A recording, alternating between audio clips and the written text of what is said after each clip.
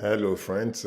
Compliments of the season. This is Pastor Michael Oladejo. Bring you the word of encouragement from RCCG Faith Chapel, Orleans, Ontario 3. And this one says, stop the hoarding.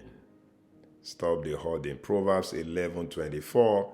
But before I continue, I want to give a shout out to all those who are participating in our 60 days transformational challenge. I know that your testimonies are already coming in. Please don't hesitate to document them. Go to rccgfcorleans.org, click on testimony, share testimony, and share your testimony. The Lord bless you in Jesus' name. Proverbs 11:24. There is that scattereth, and yet increaseth, and there is that withholdeth more than is meet, but it tendeth to poverty. NIV say, one person gives freely, yet gains even more. Another withholds unduly, but comes to poverty. Stop the hoarding. What is hoarding? In the context we are looking at it today, it has to do with the collection and accumulation of materials, such as food, clothing, money. Interestingly, some people hoard information. Some people hoard power. The psychologists consider it to be a disorder that makes someone to compulsorily and continually accumulate a variety of items that are often considered useless or worthless by others. So the question I have for you today is, what are you hoarding? What are you hoarding? Is there anything, you are unnecessarily accumulating? The American Psychiatric Association, tells us that there are people who have persistent difficulty getting rid or parting with possessions due to a perceived need to save the items. Attempts to part with such possessions create considerable distress and lead to decisions to save them. The resulting clutter disrupts the ability to use living spaces.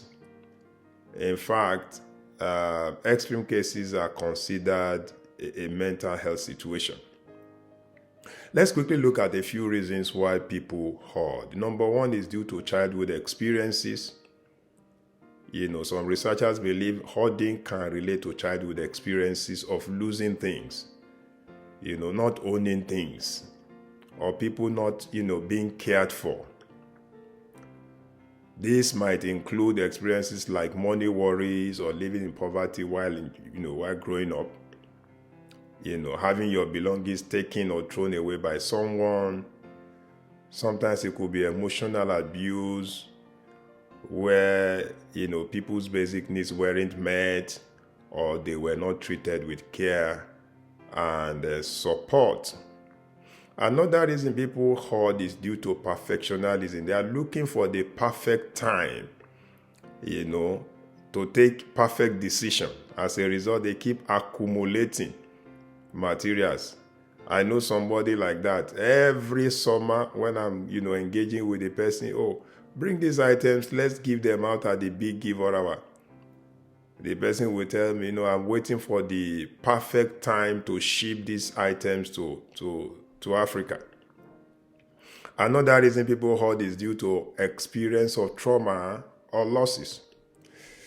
Sometimes when people lose loved ones with whom they have shared certain materials, they might inadvertently not want to dispose of those items because of the memory, the memory of their loved ones.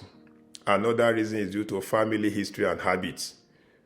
People who grew up in homes where hoarding is a commonplace don't see anything wrong with it.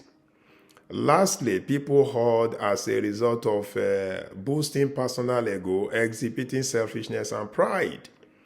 And one single word to use for that is called covetousness. And that's the lesson we learn from the rich fool in Luke chapter 12, verses 31 to 21. When you read Luke chapter 12, verses 16 to 20 in the English Standard Version, it says, and he told them a parable, saying, the land of a rich man produced plentifully. And he thought to himself, What shall I do? For I have nowhere to store my crops. And he said, I will do this. I will tear down my barns and build larger ones, and there I will store. In other words, I will hoard all my grain and my goods.